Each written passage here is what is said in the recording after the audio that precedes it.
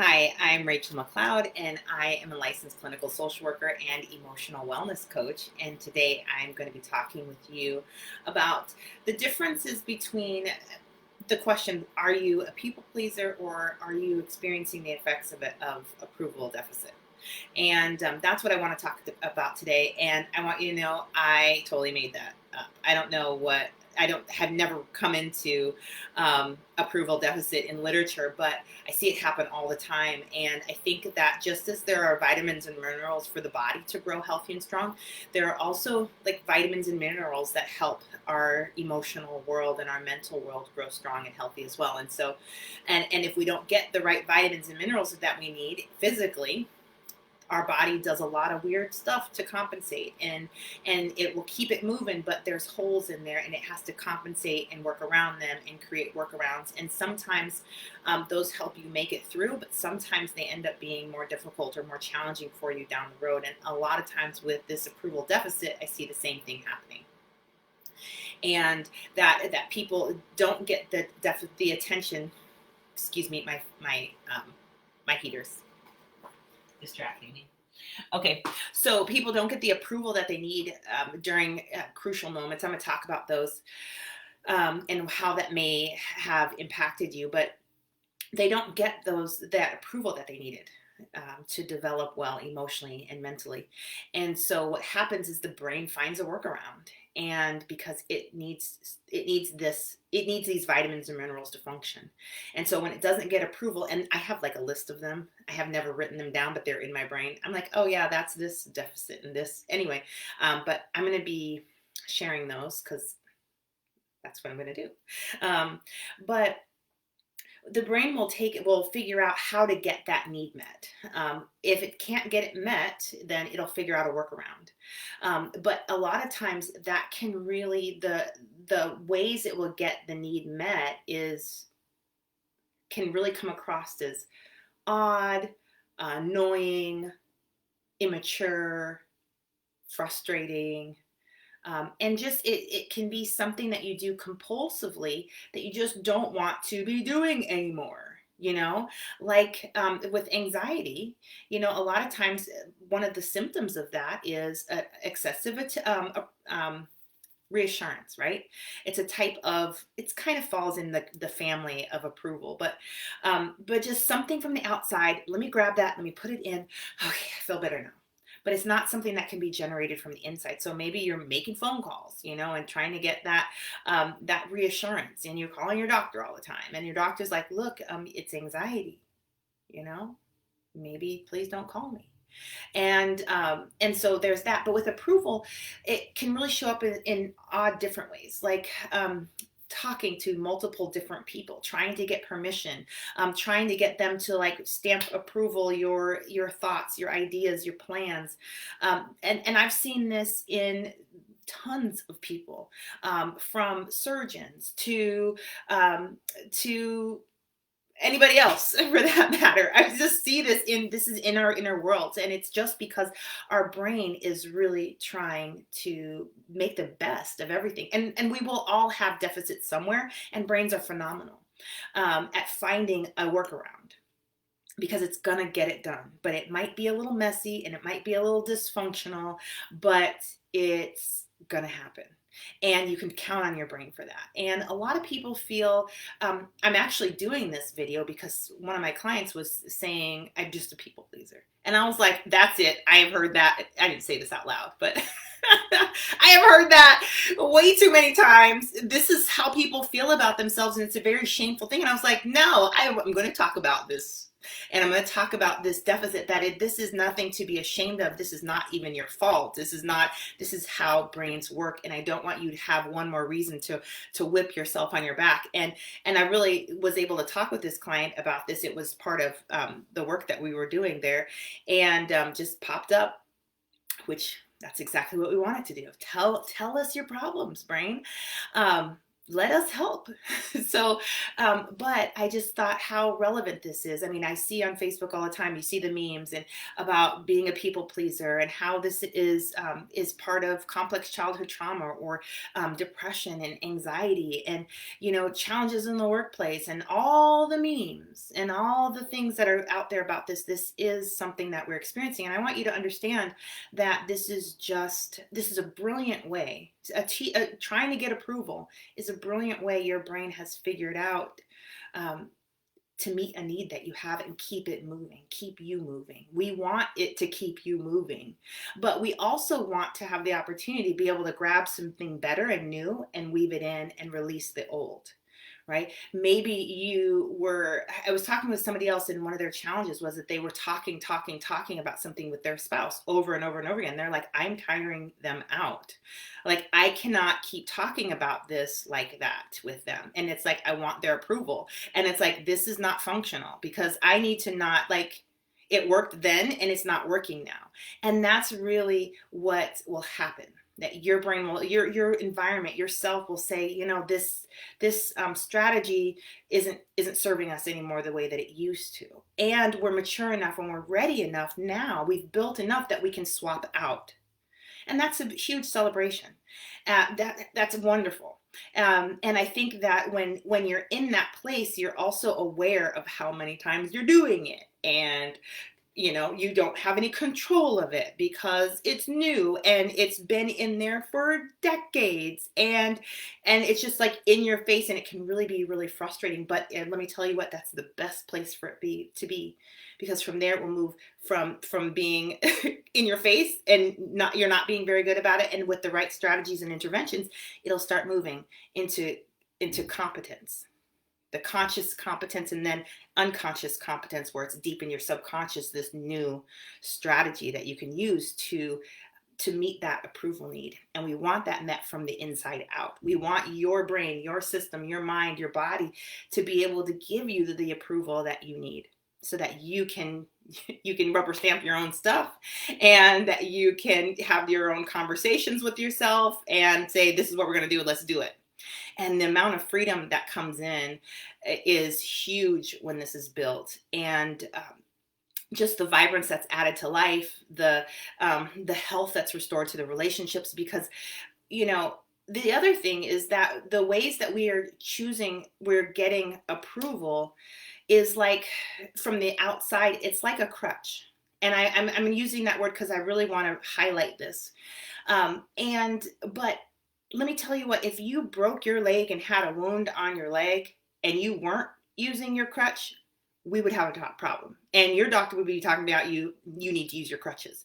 Your leg's not going to heal, and you're going to be right back here, and you need to use your crutches. But for emotional wellness stuff, people have emotional wounds and emotional breaks, and they're not expected to use any crutches, which is I can't even tell you how ridiculous that is in my perspective. And they shame you for having crutches and this and that. And let me tell you, I understand that we're not supposed to, I don't want you to have crutches. That's not what we're here for, but we want health. And sometimes we need support to get through, and so it can be a wonderful thing if you have somebody in your life that helps you meet that need of approval. And we want you to take back all of it. We want you to grow into all of it. And when you have that there, then it's like there's just a natural shift and you just don't need it anymore. But I don't ever want you feeling like you've got to shame yourself, or you got to be ashamed of yourself because you need to go ask somebody for approval of something, or you find that you're just people pleasing so that they do approve of you, that they say she's such a nice person, and she is always volunteering, she is always holding it together. And they're giving you that approval that is helping you get through and helping you make it through, right? Now, that is hard when you can't stop doing all these things that maybe are not in the best interest of you. Maybe you're volunteering for all the things and you're exhausted and you're depleted, but you need that approval so badly that you have to keep violating yourself to get that need met. And that's really where this becomes really difficult. And that's really when it becomes, okay, let's make a change right now. Let's start resolving this now, because it's not sustainable, and we want you to be happy. Win-win, right? Right now you're winning with getting the approval, but you're losing on so many other levels. And let me tell you, your body, brain, and mind will not tolerate that. And you'll be out here running to meet that one need, and you're suffering with four, and your body is planning, and your mind and your subconscious is planning a takedown of you. And we don't need that. Because this is in conflict, and you may be noticing that pattern already, where you can't get out of bed, or all this, I can make up all kinds of scenarios. Brains are very clever, but it's so much better to really get that approval need met from the inside out. Okay, that's what I really want you to be hearing. And to please don't be ashamed if you have labeled yourself a people pleaser. I would rather we change that label to approval deficit. Okay, because it's kinder, it's nicer, and we just know what to do. We get busy. We're gonna fill this deficit, and your brain is ready to do that work. And it's not necessarily that it's in brains. These are thoughts from Rachel. It's not necessarily that we're gonna get that vitamin and mineral, right? It's the way your brain your internal world was structured because of the lack of deficit of approval, right? And so really what we want to do is we want to change that. It's not that we're going to add in more approval. We're going to change the way that you're structured internally so that you're generating your own approval. A lot of times when we get approval, when our parents approve us, it really does stuff to us. And it lights us up in such a way that our system says, ooh, I like that. And it's like, let's figure out more ways to light us up like that. That was fun. And so your brain, your subconscious mind is like working on that for you. And it's in there knitting this little thing you're going to put in there, and you're going to be able to create, I don't know how it works, but I don't know what it's doing in there. I'm sure it's knitting. It's knitting something. It's like, I got this. You got keep going. We're just going to knit this little thing that every time we go put it on, we just feel this approval thing because that was fun, But if you don't have that opportunity in childhood to feel that, you didn't ever weave that. Your subconscious mind never knit that sweater for you, for you to put on when you want to. And so that hasn't been built yet, but we can build that at any time. That internal generator of approval, and to be able to receive your own approval. Really, what's so cool about that, your brain will build that for you, and then you will start pulling it out of the world towards you. It's like all of a sudden it'll start matching up, and people will start reflecting this back to you in really fun ways. This is some of the stuff I sit back and watch with my clients. Yes, we're doing symptom elimination, but I'm just waiting for the news and for all the little things that happen around them, because when we make these interchanges, everything shifts. We shift on the inside, then we shift in the way we're interacting with the world around us, and then all of a sudden, and the world is reflecting us all the time. If we have an approval deficit, the world will give us back an approval deficit. There will be more and more people in your life who also reflect that back to you, that there's just not enough approval for you. I just can't have it. I can't find it. But all of a sudden, if you're generating your own, you got approval surplus going on, all of a sudden it's like the world reflects that back, and they're like, oh, we have a surplus of approval for you. And it's Twilight Zone, and it's fun. I think that's fun to watch. Anyway, but that's what we want your internal system doing. And really, it's really a distraction to think about this from the perspective of you're just a people pleaser. What do you even do with that? I'm a people pleaser. No, that's not serving us at all. We can really be doing something about this. And that what we could say is your system is organized around approval deficit, right? And there's attention deficit. There's all kinds of things. So I want to talk a little bit about how this may have happened to you, how you may have ended up with an approval deficit. I did take notes today, people. And one is that you come from a family system where no one expressed approval. And that sounds like an extreme statement, but there are extreme households in this country where there is an incredible amount of abuse and neglect, and just the absence of approval. And we all come from any number of these people, in the higher socioeconomic groups to the lower ones. It doesn't matter. This abuse and neglect is really everywhere. And so I want to hold space for you. If you're somebody who says, like, I never had approval expressed to me, I believe you.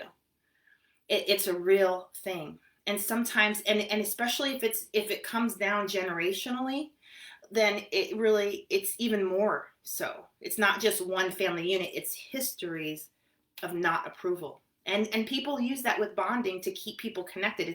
It's a lot of what happens with attachment wounding is, let me just not give you approval, because that will create the need to keep seeking it, and that will help with bonding, and in a dysfunctional way. But it's a really dysfunctional way to make sure your children never leave, that they're always seeking your approval, and that you're always an important place and you have an important place in their life.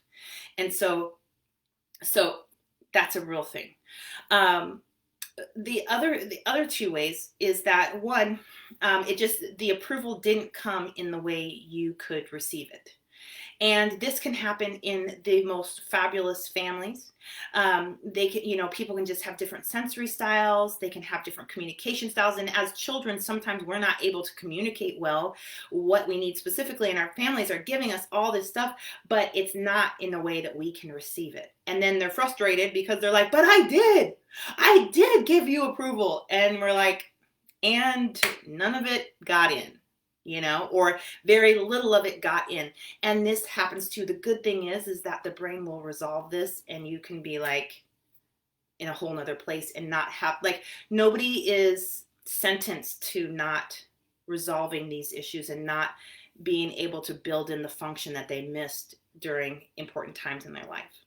So, and these things can happen. Like, sometimes there's people that have fabulous upbringings, but they have one or two, a series of bad relationships where there was no approval and where there was a lot of criticism. And all of a sudden they will be experiencing approval deficit stuff. They'll be checking with everybody else.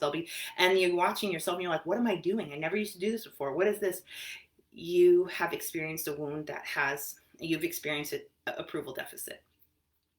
And then another way that you could end up with this is that someone significant, some significant to you, right? It doesn't have to be significant to anybody else. Anybody's brain can respond differently to everything, right? So this might not be a big deal to somebody. It might be a total deal to somebody else. It doesn't matter. What matters is, how does the brain respond?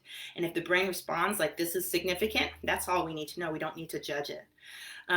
But if there was an event that was significant to you, or there were opportunities to receive approval that were missed by others, this could also do it, right? So there's so many ways to end up here, right? And none of these are, if people were to blame, we can do all that. It's not going to fix the wound. It's not going to get us up and running. And I encourage you, that you can blame people with the right strategies and interventions and actually use that to heal. You can use that as to loop it back in and get a lot of healing from that. I tell my clients, I teach them how to throw fits properly, and we'll have to do a live about that. Throwing fits is fabulous, but if you don't do it right, it doesn't move the emotion. So you have to keep throwing the fits over and over and over and over and over again. So I caution you with that. Don't just throw fits on the house. Make sure you're doing it right. Okay. But these are some ways that you could have arrived at an approval deficit, and your inner world could have rearranged around that. And you're noticing difficulties in your behavior because that need was not met. Okay. And let's see. Okay. So I think I've covered all the things on my list that bring me down to the next point, which is solve the problem. And I'm laughing about this because I was all excited about doing this. And I was like, yeah, we're going to have this live. And then I posted, I'm going live, and I had all this. And then I realized, well, but we're going to need to talk about how to solve this. How are you going to solve this? And I was like, oh, I hadn't thought that far ahead. So and this is why, because these things, these sorts of nuances in people, what they're lacking and what they need to build, is something that I don't assess for in the beginning of my work with clients, I just don't. Like, that's not a starting point for me. And I know that the brain will reveal them at the time when the brain is ready to reveal them. And so that's when we discuss it and work on it with clients, with my clients, because their brains are kind of out on the table already. And then we're looking at stuff together and we're like, oh, this is this, this is this, this is this. And they're like, yeah, did you see this piece? And, we're doing all this stuff. And so that's when we'll find it, right? And so I haven't created a systematic way of healing this, of teaching how to solve this problem. By the time my clients get through the third week of the program, they're better trained than most therapists in eliminating symptoms of anxiety, depression, and traumatic stress. So we're like, like this, like, okay, what are we going to do with this? And we're strategizing and we're working on this stuff. And so we're having some incredibly high level conversations about this. So I'm at this point where I'm going to just tell you what I know. Okay. These are the basics. Always attention and intervention. Always. Always. So really, you can start resolving this. And, I teach attention. You pay attention to the problem. That's why fits are really great. You can throw a fit because you're actually paying attention to the problem. But you need an intervention if you're going to move emotion, to make sure you move emotion.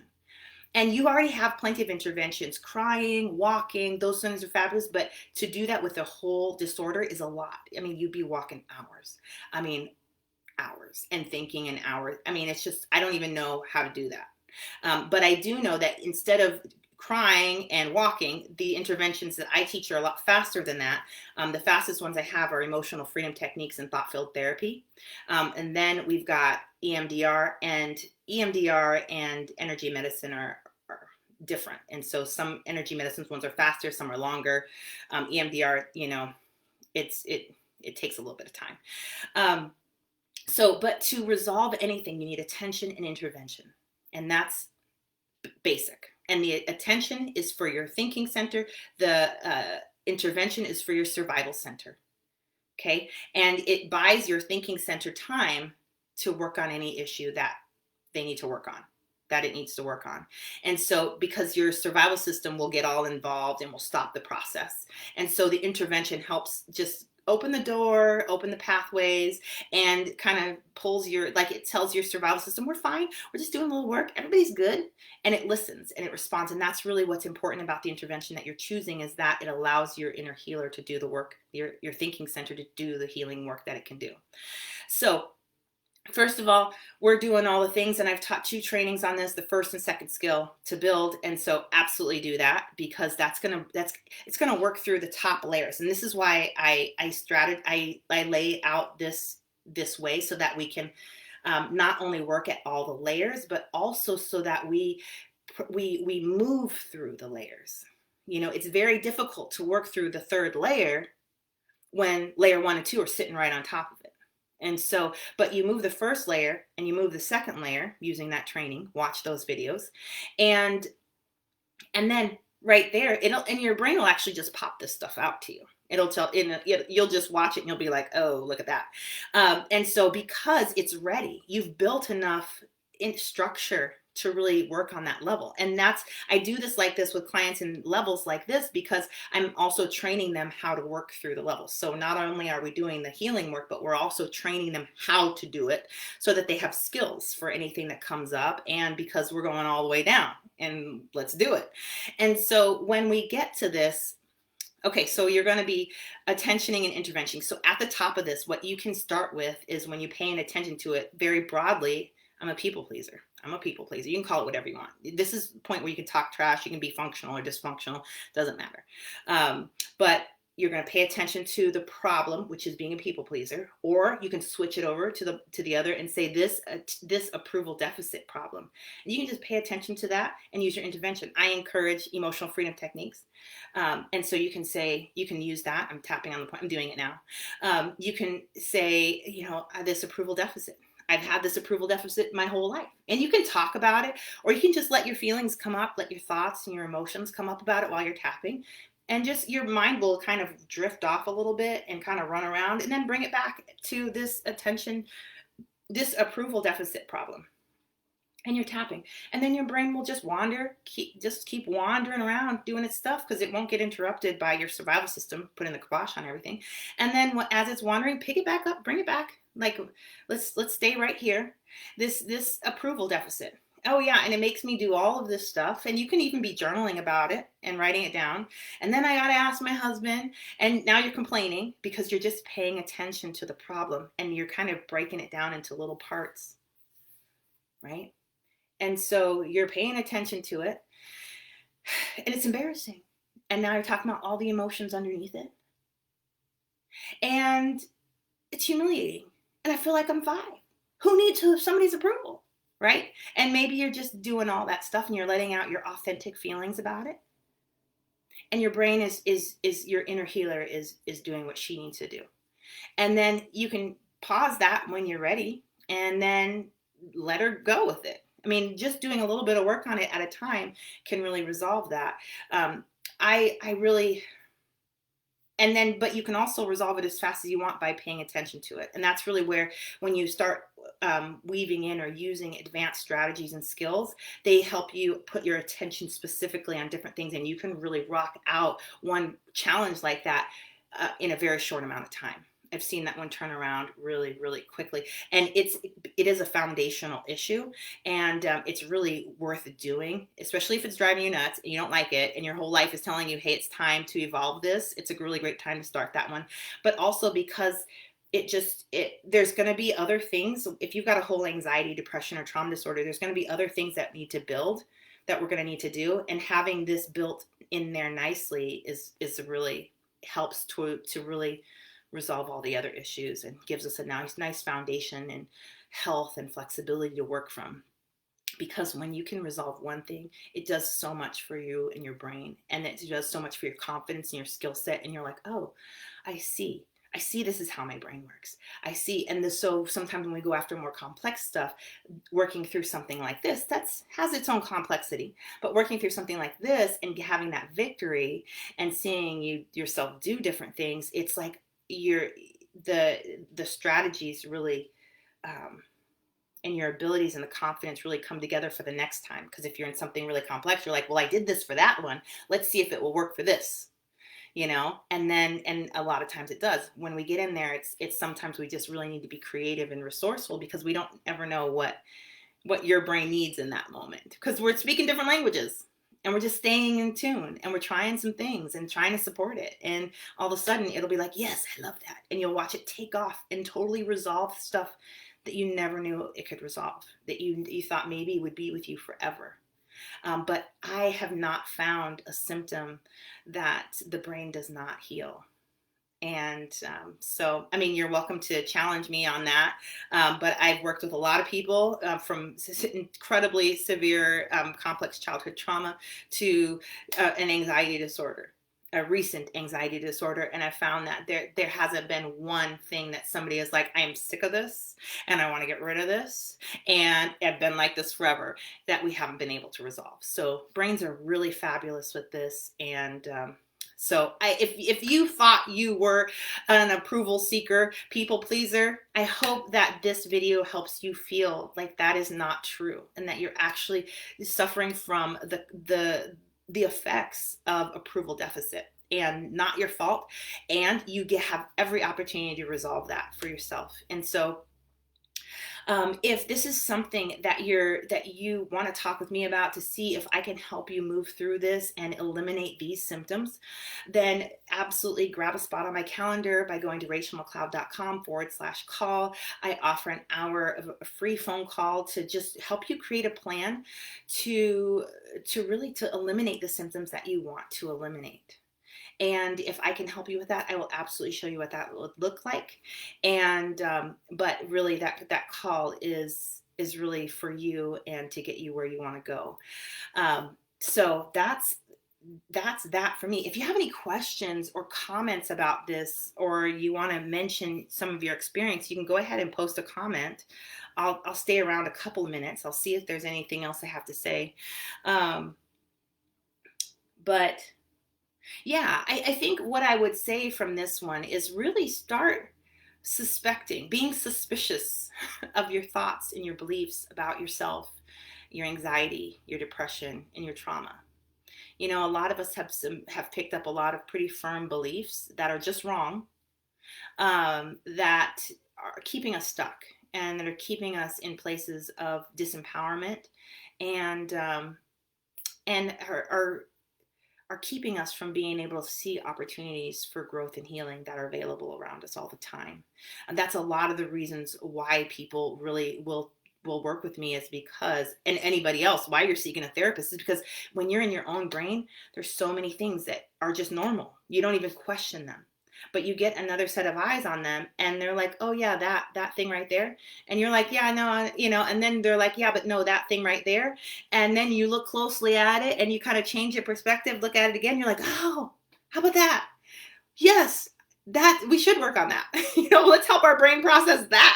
And so it's really awesome, because especially with anxiety, depression, traumatic stress, that's those are the things that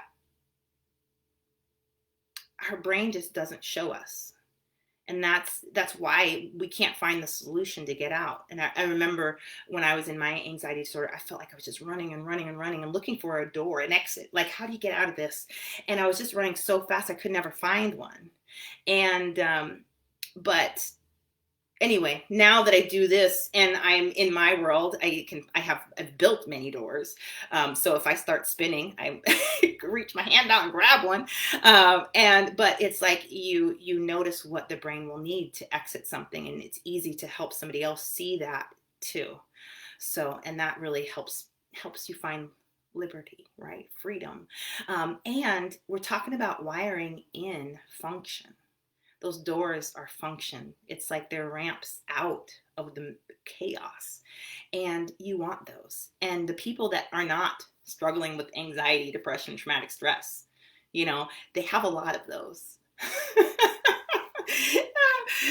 I used to study their brains. Like, how did you even do that? Back in the day when I was like trying to figure this whole thing out.